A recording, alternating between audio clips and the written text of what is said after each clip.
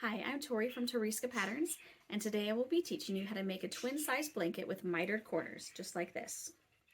The fun thing about this blanket is that you can use a flat sheet either for the front or the back. So if you buy a whole sheet set, you can use the flat sheet for the blanket, and then it will coordinate with your fitted sheet and your pillowcase. This version that I made for my son who loves sharks used shark sheets for the back, and the front is a soft minky fabric. The inside is a polyester batting, and so it makes for a very soft, cuddly blanket. So let's go ahead and start. All right, let's start with the supplies that you will need for this blanket. I'm going to illustrate this with some pieces of paper. There is some math involved with this blanket, and it can be a little confusing.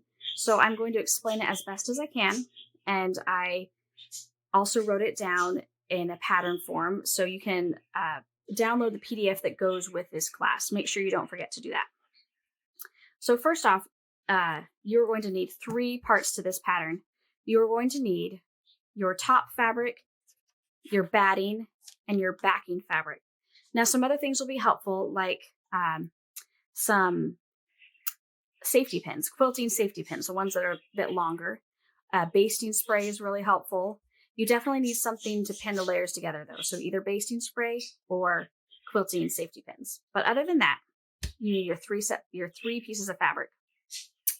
And you're going to need to figure out some things. One, how tall or old is the person that you're making this for? A younger kid, you can use a shorter blanket. For a larger kid or for an adult, you're going to want to make it a little longer. Secondly, if you have a specific fabric that you're working with, say you have your heart set on a specific flat sheet that you bought, then that helps you figure out the dimensions that you have to work within. Or maybe you bought 2 yards of a really cute fabric for the top, then that helps you decide what your final dimensions will be. So the reason I made this tutorial to begin with, years ago, for my kids for Christmas, I made them each a blanket, and I wanted to make them coordinated bedding sets. So I bought a sheet set for each one of them, and I used the flat sheet because at that point they didn't care about the flat sheet. I used the flat sheet to make their blanket, as well as one other fabric. So that's why I decided this, because flat sheets are so much bigger than other fabrics generally. And so I thought, oh, it'd be cool to have it wrap around and form a border. And that was the basis of this project. I made another one this Christmas for my son, and that's the shark blanket that you're going to see me sewing today. So your top fabric, generally you're going to want 2 to 2.5 yards of this. For a little kid, 2 yards is fine. For someone who's taller, you're going to want it to be 2.5 yards. And try to get something that's about 58 inches or so wide. If you try to do quilting cotton, it's not going to be a twin size blanket. So you're going to want something wider. So what I often do is just buy 2 yards of minky. Or for a taller kid, 2 1/4 or 2.5. So I like to buy minky. It's soft. It makes for a nice blanket. For your batting, the easiest thing to do would be to buy a package of twin size batting, which is about 72 inches wide and 90 inches long. Also, I'm going to be giving all of this tutorial in inches, but I do have everything converted to centimeters in my pattern, so in the PDF version. So make sure to download that if you want to have everything already converted. So you'll need your batting. It can be polyester or cotton or a blend. You can buy it by the yard as well, but I just like to buy a prepackaged version. And then you'll need your backing. A twin sheet works well, or you can buy extra wide quilt backing fabric, which comes in flannel and cotton. You can buy extra wide minky. You're just going to want something that is wider than normal fabric, which is why a flat sheet works great. So when you are doing all of your calculations, you're also going to need to figure out what size of border you want. Now, your border needs to be able to wrap around and be sewn like this, which is why it needs to be so much wider and longer.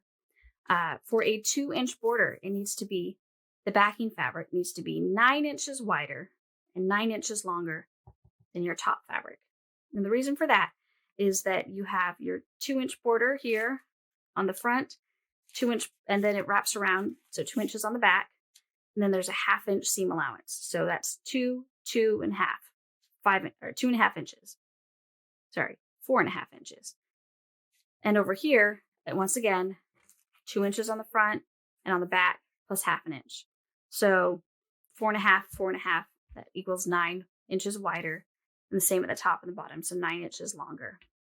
If you're doing a 3-inch border, the backing needs to be 13 inches wider than the front and 13 inches longer. And if you're doing a 4-inch border, it needs to be 17 inches wider and 17 inches longer. So you have to have quite a bit of difference between the back and the front. So make sure that you have that amount of fabric. When I bought my sheet set for the shark blanket I'm making, it gave me the dimensions online, so I was able to plan ahead of time. I'm only going to have enough width for a 2-inch border, and I had to cut down my front fabric a little bit in order to make it work. So for figuring out the batting, you also have to know what size border you're sewing with, and you have to take into account your seam allowance. So if I want a 2-inch, also the size of the batting is the finished size of the quilt. So that's a good thing to remember. So here's my front, and I'm going to have a 2-inch border all the way around for this version. And that means I have to have 2 inch, the batting needs to extend out 2 inches minus the seam allowance from sewing. So, which is 1/2 inch. So that means that you actually only have 1.5 inches of batting sticking out from the top. So 1.5 inches here and 1.5 inches here, 1.5 inches here means that your batting for a 2-inch border is 3 inches wider than your top and 3 inches longer than your top. If you are doing a 3-inch border, you will cut your batting 2.5 inches on either side, so 5 inches wider. And if you're having a 4-inch border, it would be 3.5 inches on each side, or 7 inches wider and longer. I know that might be as clear as mud, which is why I wrote it all down and illustrated it in the PDF version. So make sure to download that. The first thing you will do is spread your batting out on the floor. Find a space where you can spread out the whole batting and all the fabric. I can barely fit into this space between my sewing room and my kitchen. I would recommend centering your top fabric on the middle of your batting. Here I was trying to save myself some cutting and putting it close to the edge, but I ended up regretting that when I brought out my basting spray, because then I had to protect my carpet. So I would just put it in the middle. You will be cutting the batting in a later step, so it doesn't need to be cut right now. So when you put it on the batting, just pull out all of the wrinkles.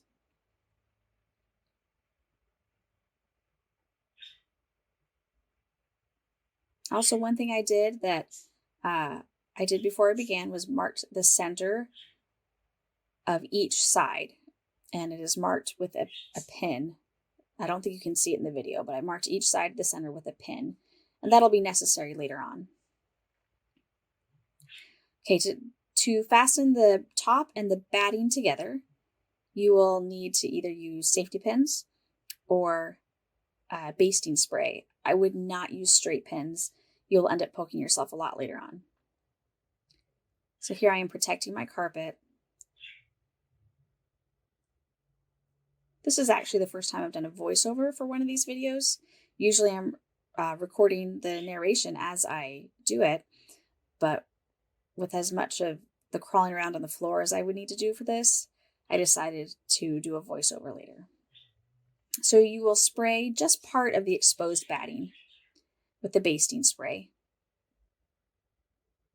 Basting spray is not permanent. It's a temporary adhesive. You can readjust things like that. I'm readjusting the wrinkles. And I don't like to do the whole exposed half at once. I split it into 2 or 3 segments on each side. On this side, I split it into 3.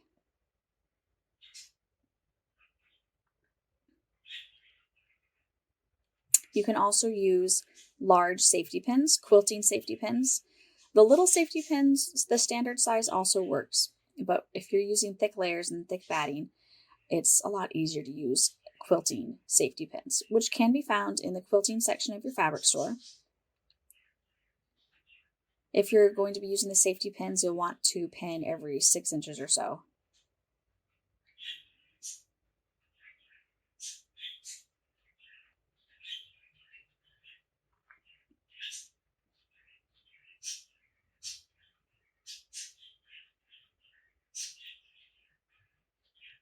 And here I did one, I split it into 3 segments, and I'm doing one last spray with the basting spray.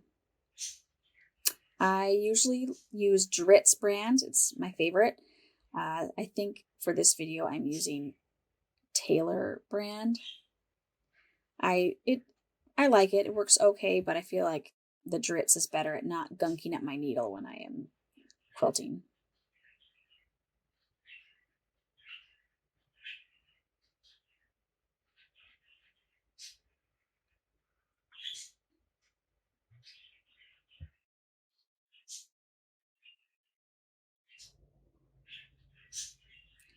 After you have your top and batting connected, you can then cut the batting. Now, as I mentioned in an earlier video, you need to know what size border you want. I'm doing a 2-inch border around this blanket, and so each side, the batting needs to extend whatever the size you want of border minus the seam allowance. So for this, I need it to extend 1.5 inches around, all the way around. And I use my seam gauge, my ruler, to measure that as accurately as possible. With these big blankets, it can be hard to be super precise sometimes, but I like to try. So I'm going to cut 1.5 inches away from the edge of the top, all the way around.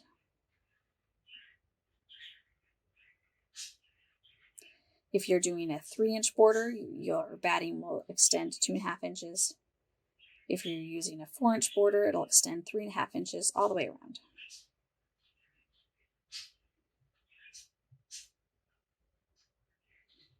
And I do apologize for how much of my rear end and cleavage you will see in these videos. It is an awkward position to be crawling around on the floor. If you have bad knees, this may not be the project for you.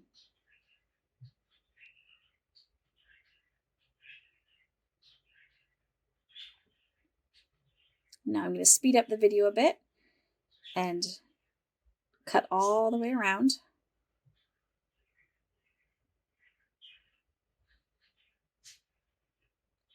You may be able to see my top fabric is a little uneven on the edges, so I just try to keep it as straight as possible while sewing all the way around, or cutting all the way around.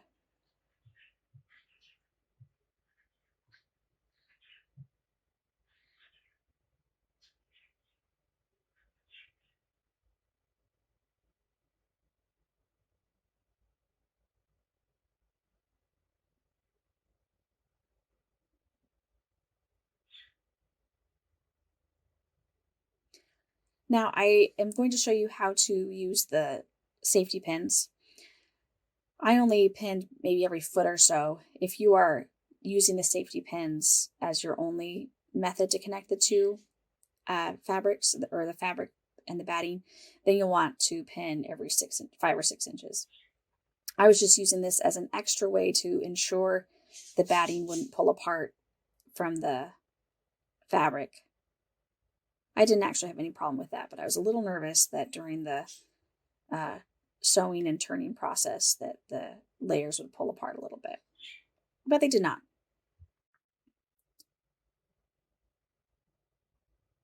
When you're using the safety pins, just make sure you don't pin it into your carpet if you're doing this on top of carpet.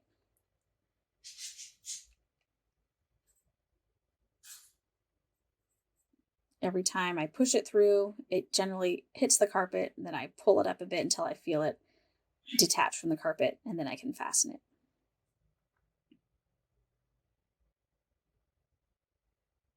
And then I'm going to speed this up a bit so I can show you, so I can finish the whole blanket. Now your two layers should be connected.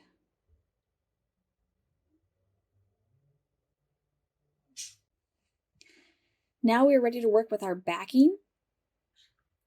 You'll need a ruler, a pen, and your backing fabric. Turn it so you are working with the wrong side of your fabric.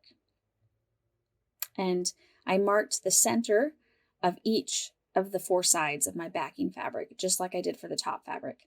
That'll be necessary later on, so make sure that you mark the center somehow, either with a pen or with a straight pin. This was very shifty fabric, but I did try to get it as square as possible on the corner. Okay, you will need to take the measurement that you want for your border. So for me, it's 2 inches. Multiply that measurement by 2, so 4 inches, and then add the seam allowance. And so I am marking 4.5 inches from my corner, and I am marking 1/2 inch, my seam allowance, away from the edge. So each of these markings I'm making is 4.5 inches away from the corner and 1/2 inch away from the edge. If you're doing a 3-inch border, you will mark you're marking 6.5 inches away from the corner and 1/2 inch away from the edge. If it's a 4-inch border, you'll be marking 8.5. So now I'm drawing a line connecting those 2 dots. And later on, I will be sewing on this line. And then I repeat it with all of the other 3 corners. Okay. Once you have all 4 corners marked, you can go over to your sewing machine and fold the corner together, right sides together, to form a little triangle. Now you can start either from the fold or from the dot. I chose to start from the dot and make sure to back stitch, so stitch and then back stitch at the beginning and end. Sew all the way along that line that you drew and back stitch at the end of your fold.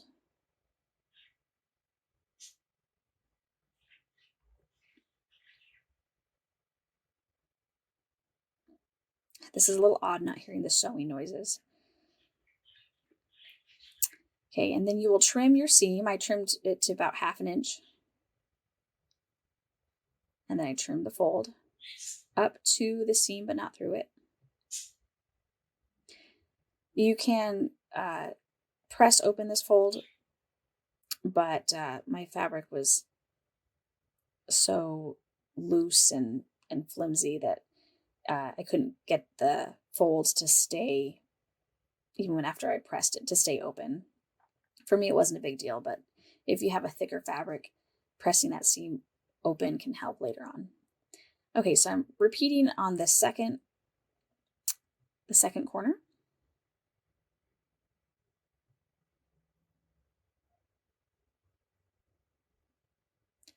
And then I will do the same thing with all 4 of the corners.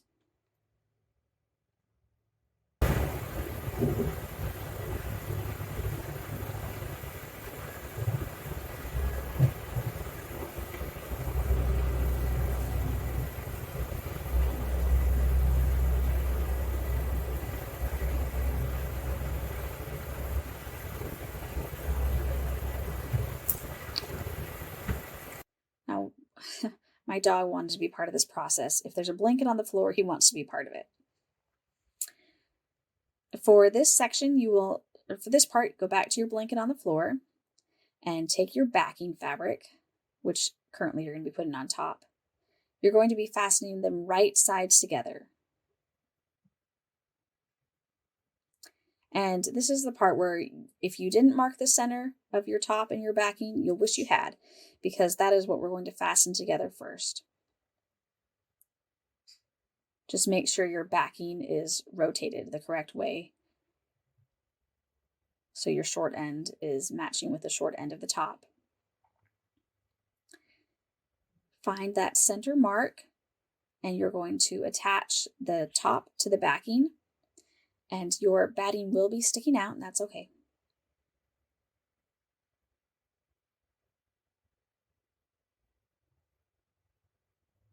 And I already have a straight pin there on my backing. I just matched it to my mark on my top.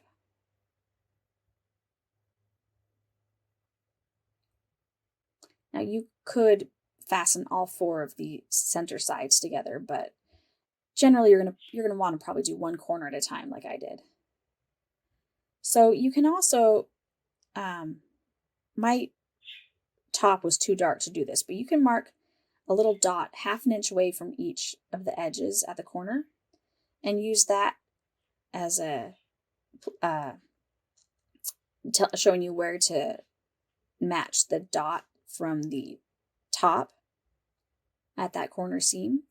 I could not mark it because this fabric was too dark, so I just made sure that the dot from the top at the corner, the dots that you sewed to, that dot matches up with the seam of the corner, so 1/2 inch away from each of the corner edges.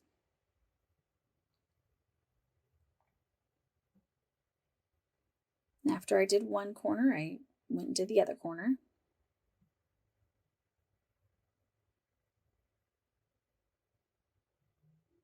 And of course my dog came and helped himself to the blanket without my knowledge.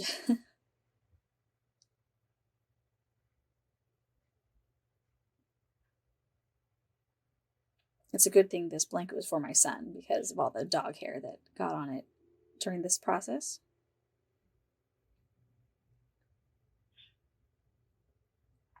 At some point, I did realize the dog was there and just had to roll with it.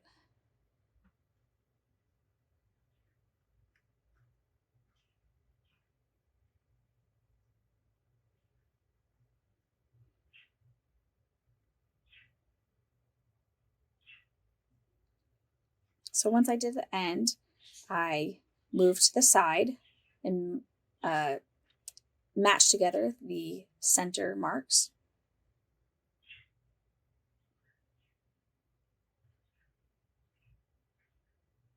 And I just repeat this all the way around.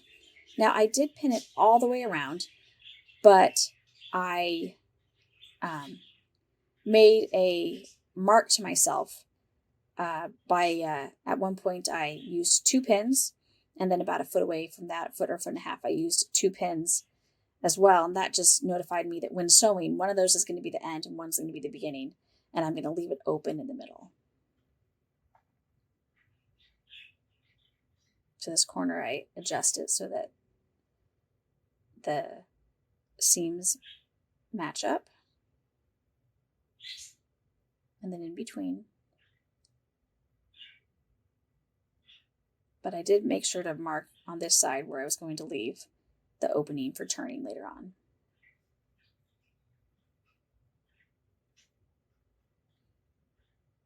And now I've sped it up and I'm going to finish the whole thing.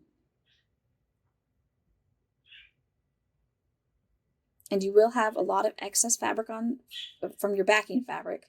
That's just fine because it's going to need to be able to wrap around to the front. And if you have a very wide border, you'll have more backing fabric.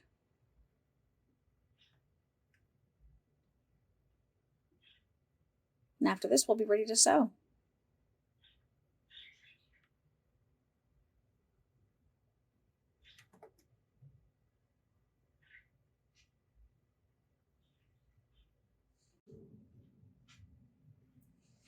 All right, you're now ready to sew.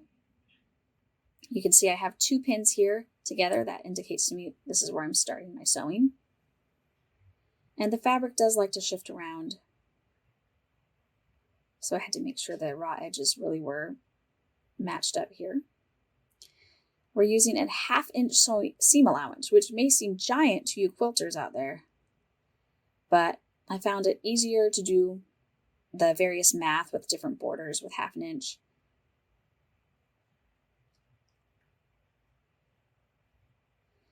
And sometimes with these really fiddly fabrics, it doesn't do too well if you try to stick with a 1/4 inch. 3/8 of an inch is my favorite seam allowance when I'm sewing bags, which is what I sew the most. But for this, I just stuck with 1/2 inch. So you're going to sew right up to the corner. And you can see this excess backing fabric here. You need to make sure it stays out of your way when you're sewing. Sew right up to the dot that you made before, which should be 1/2 inch away from the edge. Sew up to the dot and backstitch. Lift your presser foot, rotate your whole corner.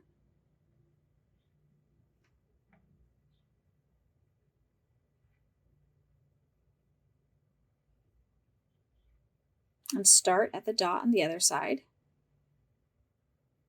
Make sure to backstitch. And then proceed to sew.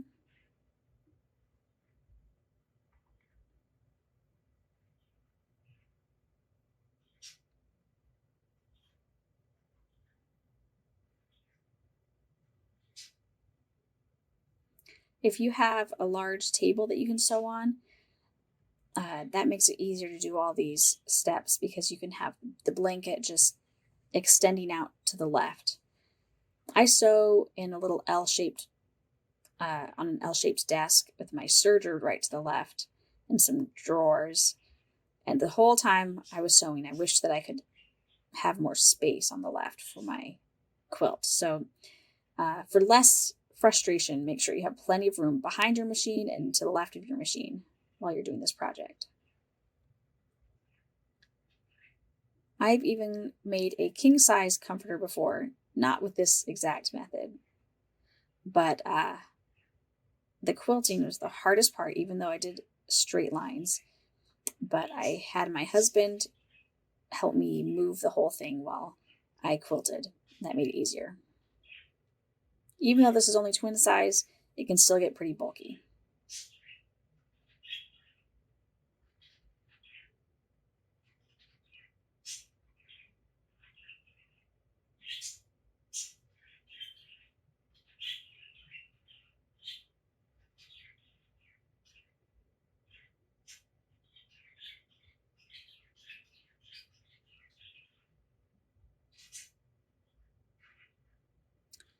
And I'm going to speed this up a bit. I'm going to sew all the way around the whole thing. But I will make sure to leave a large turning hole, about 1.5 foot of really thick fabric.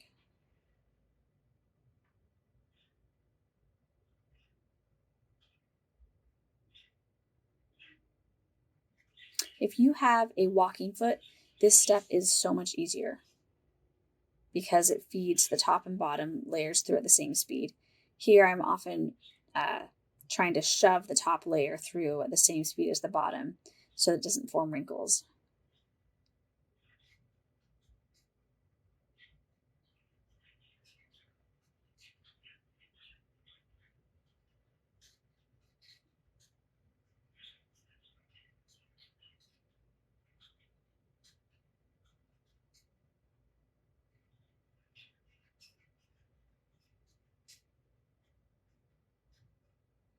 Then when I get to my 2 pins together, I knew that was the place to stop.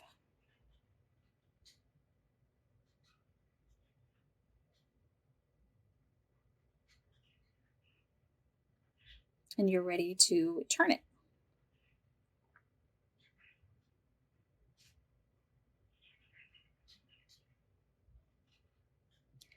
You'll turn it on the floor, give yourself plenty of space, and you may find it helpful to have some sort of point turning tool to push out the mitered corner. I think I just used my finger to poke it out, but because this fabric is very lightweight and it could do that. But if your fabric is harder to get to a nice crisp point, just get a point turner for this step.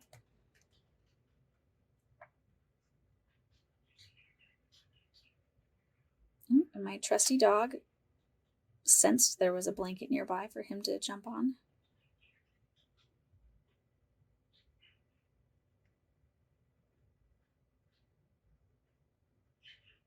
His name is Crisp, and we just got him about 8 months ago.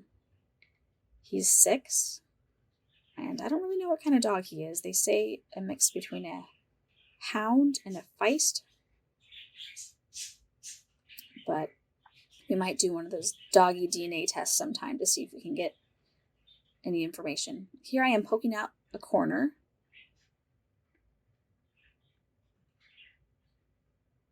And remember, right now the batting and the top should be connected together. You can kind of see the safety pins in the picture. They're still connected together.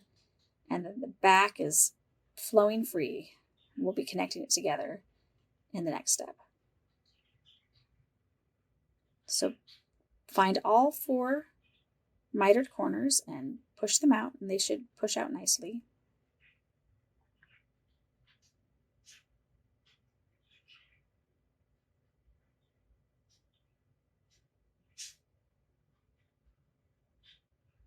I think I have one more corner to find.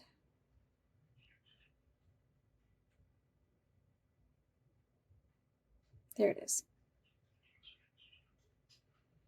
Once you've found all the corners, spread out the whole blanket on the floor.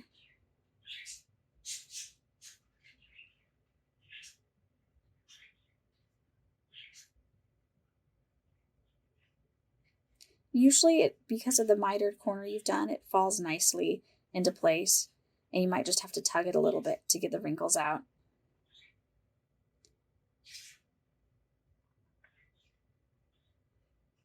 Generally, I just pull it gently on each side, and as I do that, the wrinkles in the back pull out and everything goes into position nicely.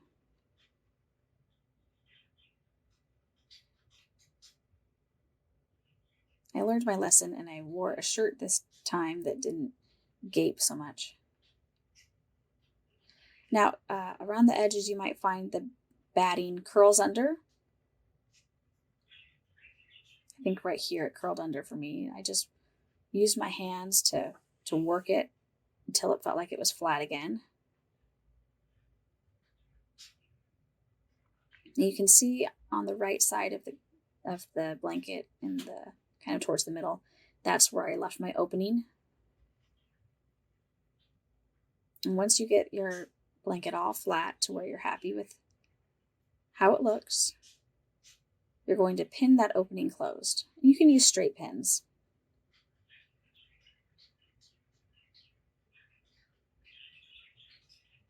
Just fold the border under 1/2 inch and put it into place.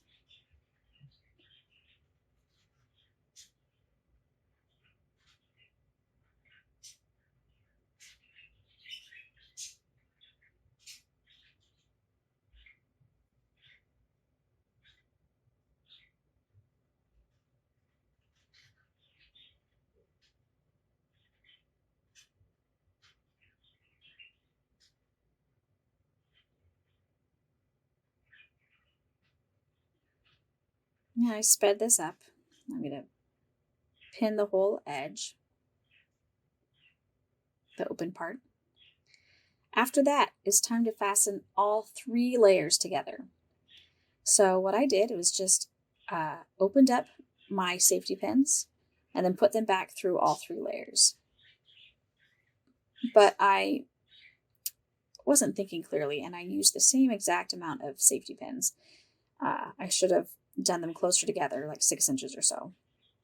And in fact, I ended up starting to quilt it, realizing my mistake, undid all those stitches, and then put more safety pins in. So make sure you have plenty of pins in to keep it in place. And once again, you'll want safety pins, not straight pins, so you don't get poked the whole time.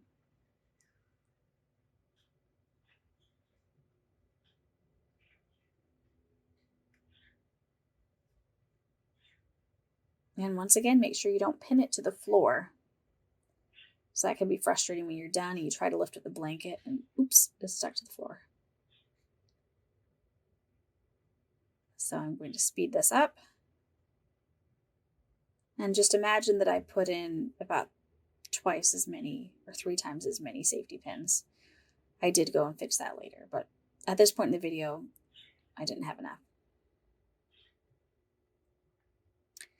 Now, I did also decide that for ease in quilting later, I needed to have a clearer idea of where the center was, because I'm just going to use straight lines when I quilt.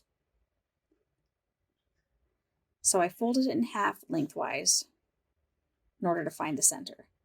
If you have a lighter fabric or fabric that more easily takes chalk, you can just draw the line straight on. Maybe use a yardstick and trace where the line should be. I tried chalk. I think you'll see me try chalk here in a second, and it did not stay on very well. So I did use straight pins for this. And I only got poked a few times. If you do use straight pins, and if you have sufficient safety pins to begin with, you don't need to make sure you're going through all 3 layers, just the top layer. And here I decided the chalk's not working, so I'm switching to pins. And I just pinned one long line all the way up so I would have a guide when I do the quilting.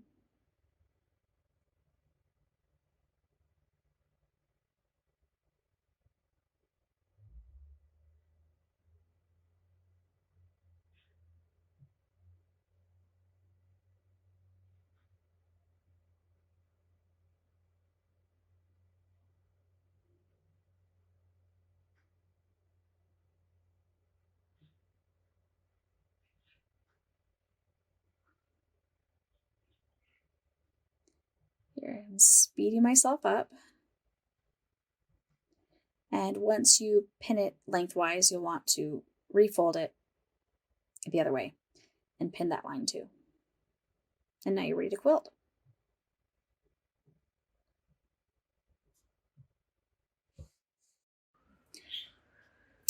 The first thing we do before quilting all the layers together is to sew around this outer edge. And we're going to edge stitch on the border.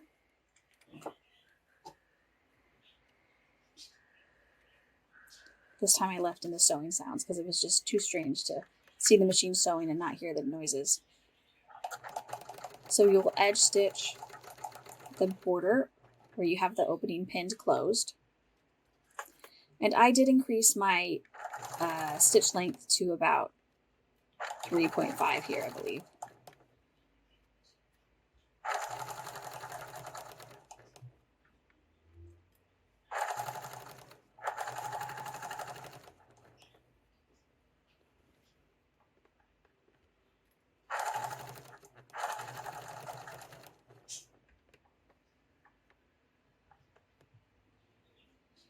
And you're going to stitch all the way around, even after you close the opening. You'll sew all the way around, edge stitching on the edge of the border.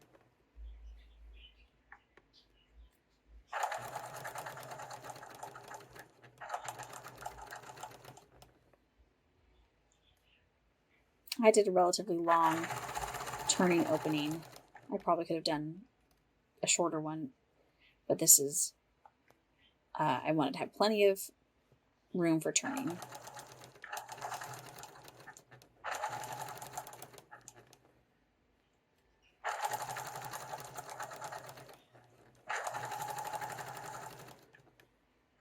Now this is also, while doing this edge, is when I realized I did not use enough safety pins. So I had to keep adjusting it to make sure I had, that the border wasn't getting pulled in the back so that it ended up too narrow or too wide. So I definitely recommend using plenty of safety pins to keep all 3 layers together.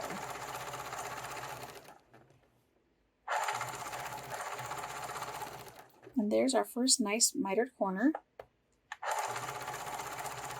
When you get to the corner, here I'm just flattening it, making sure that the batting stays flat. Just put your needle down, turn, and keep on edge stitching.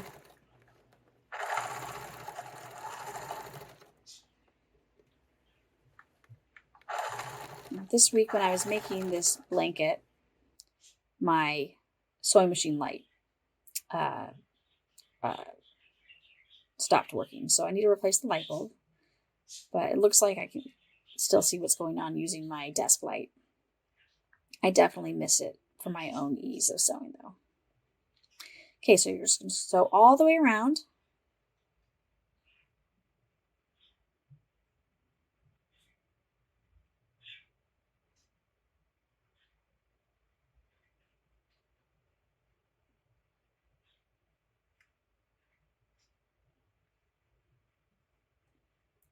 I have made a bunch of these blankets in the past for my kids. I really like using a flat sheet. My son has been asking for, my 5-year-old has been asking for shark bedding because I made him dinosaur bedding when he was 2, just like this. And he likes the dinosaurs, but he's ready for sharks now, which is his favorite animal.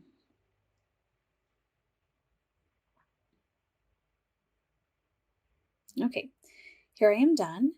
You can see how nice it looks on both the front and the back. I really like how classy the mitered corner is. And it looks like a real comforter.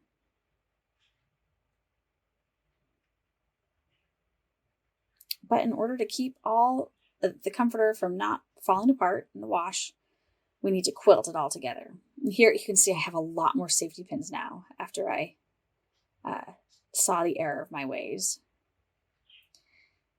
And the easiest way for quilting, if you're doing straight lines, is to roll up the edges. Also, having a lot of room behind your machine can help. So if you need to move it to a different table than your normal table, that helps. I kept hitting the wall and wished that I had moved to a different table. So you're going to roll both sides.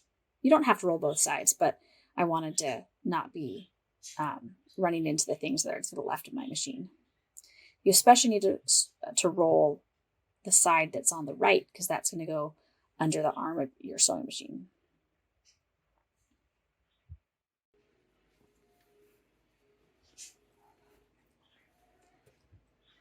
Now I just sewed right along the pins. Yeah.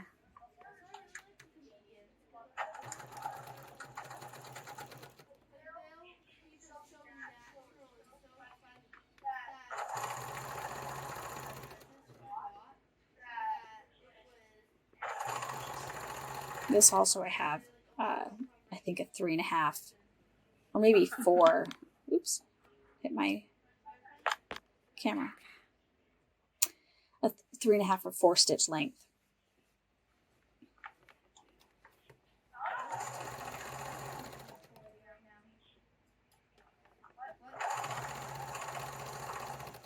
And you can hear from here the second reason why I did a voiceover was not just because I was crawling around on the floor a lot, but because I recorded this over winter break and all 4 of my kids were home. And it's really hard to record things while saying to everyone, shh, stop talking to me, stay out of the kitchen, be quiet. So I may do more voiceovers in the future.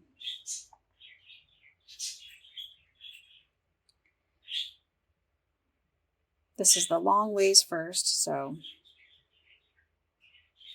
with the 90-inch long blanket, it can take a while.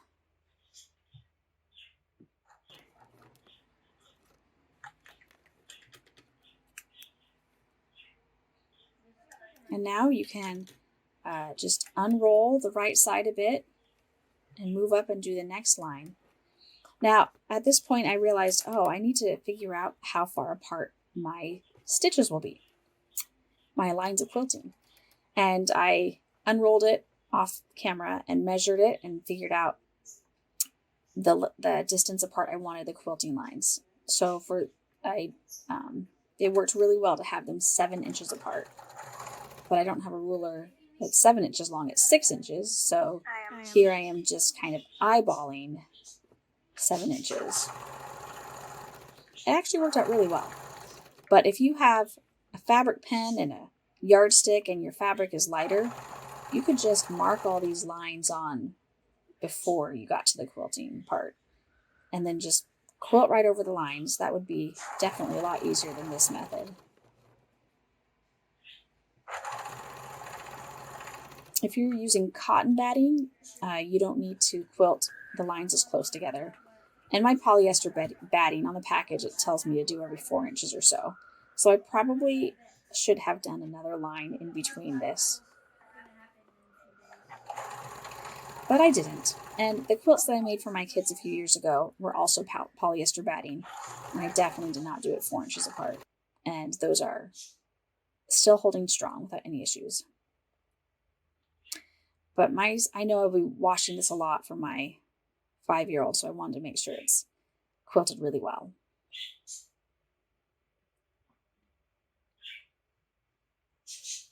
So generally what you'll do is you'll keep unrolling that right side and sew all of those lines, then turn everything around and start from the center again and do the other side, the other length, the other long quilting lines. But I decided to I was getting poked by these straight pins on going the other way. So I re-rolled the quilt, and I am now doing the line, the perpendicular line to those other quilting lines.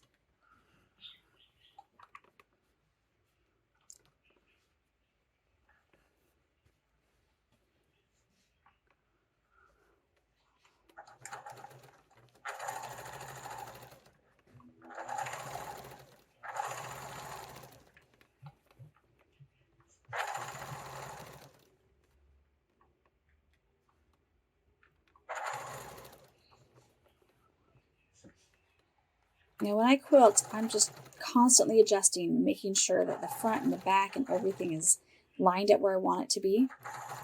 I'm kind of manually pushing the top a little with my fingers to keep it going, and to not end up with getting wrinkles from the top getting fed under the foot at a different rate than the bottom. If you have an integrated foot, walking foot in your machine, that can be so helpful. Apparently, the model of machine just after mine had integrated walking feet. So sometimes I wish I had that in my sewing machine.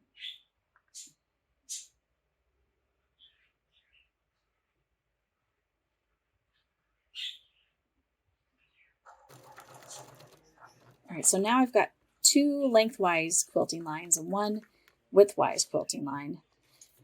And after that, it's just a matter of taking the time to do all the lines, which can take a little while.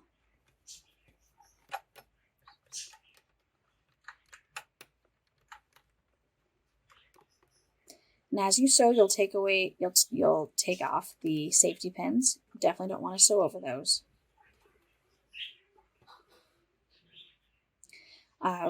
For the going this direction, 7 inches was not going to work out, but 7.5 would with the dimensions that I had. So I used my seam gauge ruler, and I eyeballed on the left side 1.5 inches.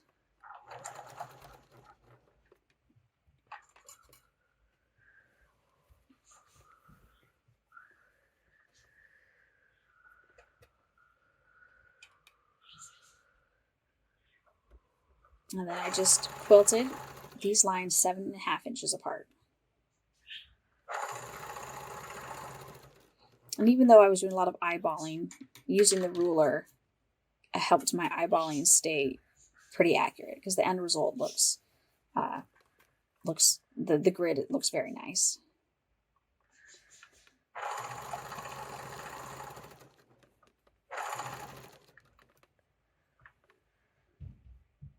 And the quilting is probably going to be the longest part of this process for you.